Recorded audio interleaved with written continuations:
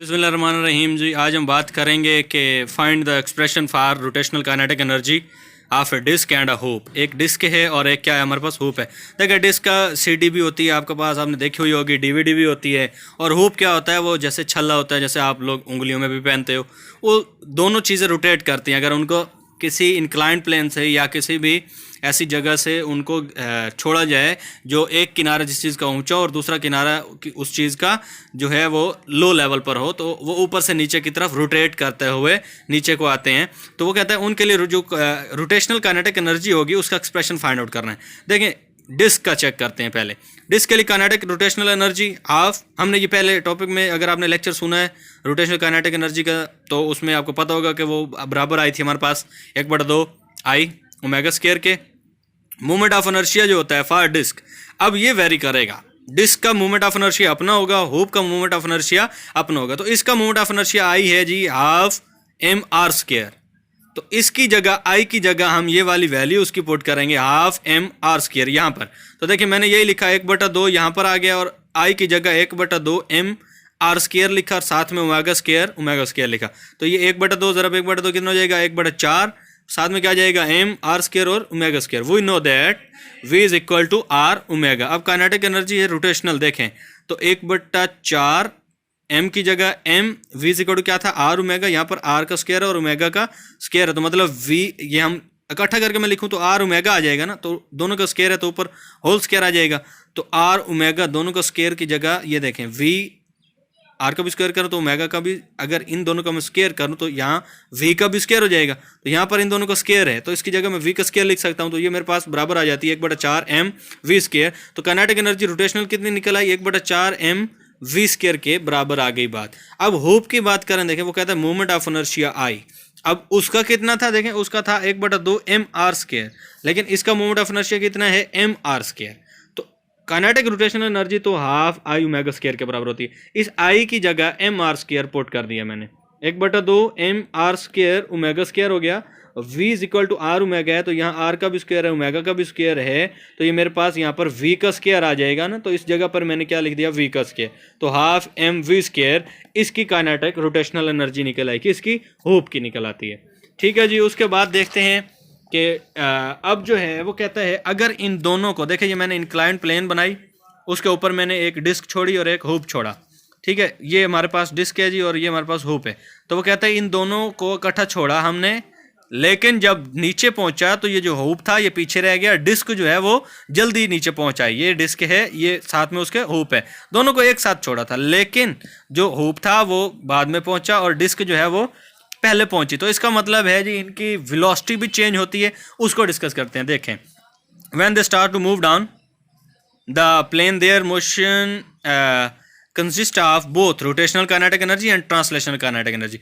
Rotational होती है उसका अपने एक्सिस के गिर्द घूमते जाना, और ट्रांसलेशनल काइनेटिक एनर्जी होती है वैसे मूव करना। अब ये डिस्क देखें अपने एक्सिस के गिर्द ऐसे ऐसे घूमती हुई, अपने एक्सिस के गिर्द भी घूमेगी, वो वाली हो जाएगी इसकी रोटेशनल काइनेटिक एनर्जी। और जो ये यहाँ से लेकर नीचे को आ रही है, ऐसे जो मूव कर रही है, हरकत करते हुए जो इसके जिस्म में एनर्जी है वो ट्रांसलेशन काइनेटिक एनर्जी होगी। तो दोनों मौजूद होती हैं। तो कहते हैं in the absence of friction total energy of disc and hoop on reaching the bottom.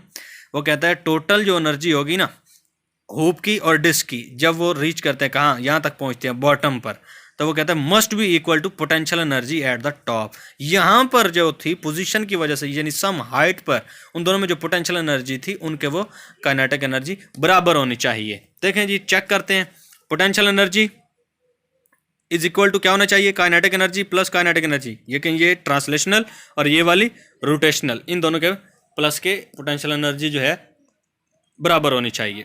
अब फार डिस्क चेक करते हैं। काइनेटिक रोटेशनल एनर्जी डिस्क के लिए हमारे पास हाफ आई ओमेगा स्क्वायर था, जिसको हमने कैलकुलेट किया, वो आई इज इक्वल टू हमारे पास जो इसका मूवमेंट ऑफ इनर्शिया था डिस्क का वो था 1/2 एम आर स्क्वायर। तो इस आई की जगह 1/2 एम आर स्क्वायर हमने पुट किया था, ये वाली बात।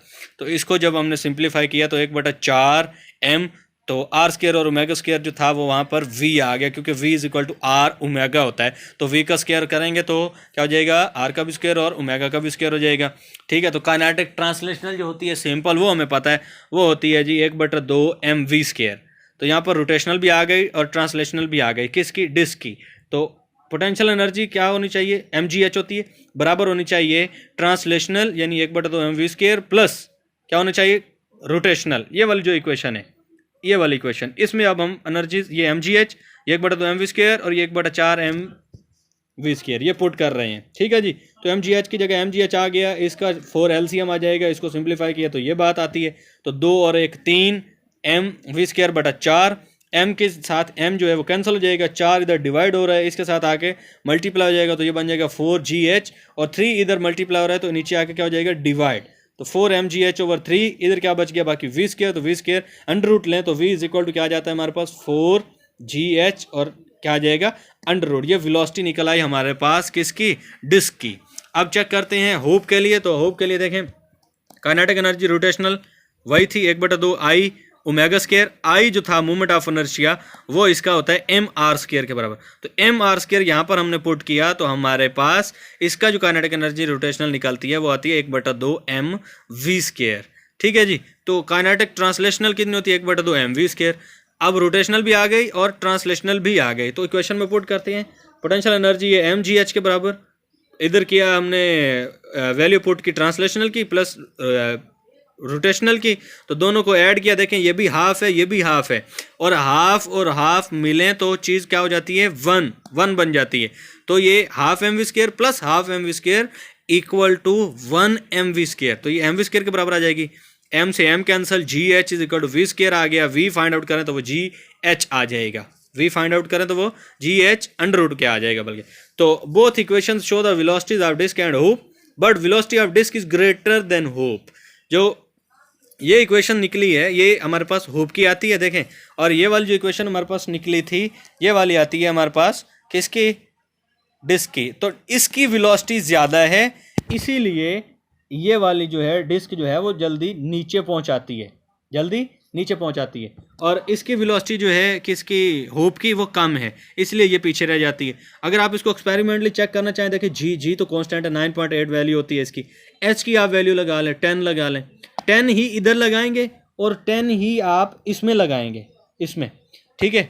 तो मैथमेटिकली आप जब इसको सॉल्व करोगे 4/3 जी की वैल्यू भी एच की, जो जी एच की वैल्यू आप इधर लगाएंगे दूसरे फार्मूले में भी आप वही लगाएंगे। इसको कैलकुलेट करें, ये वाली वेलोसिटी आपके पास ज़्यादा निकल आएगी और वो वाली वेलोसिटी आपके पास कम निकल आएगी। एक ही वैल्यू क्यों लगानी है, क्योंकि देखें सेम हाइट होनी चाहिए ना, एच हम दोनों को एक साथ छोड़ रहे हैं, दोनों को एक साथ छोड़ रहे हैं, तो एच दोनों के लिए सेम है ना। तो एच अगर इधर आप डिस्क के लिए 10 लगाएंगे तो होप के लिए भी 10 लगाएंगे, लेकिन जब आप वैल्यू कैलकुलेट करेंगे इसकी वैल्यू जो है वेलोसिटी ज़्यादा निकल आएगी और उसकी वेलोसिटी आपके पास कम निकल आएगी, जो हमें ये शो करती है कि जो डिस्क है वो बॉटम यानी वो नीचे जल्दी पहुंच आएगी और जो होप होगा, जो छल्ला होगा, वो देर से पहुंचेगा। उम्मीद करता हूँ आपको समझ आई होगी। अगर कहीं से समझ नहीं आई तो आप नीचे मुझसे कमेंट में पूछ सकते हैं। अल्लाह हाफिज़।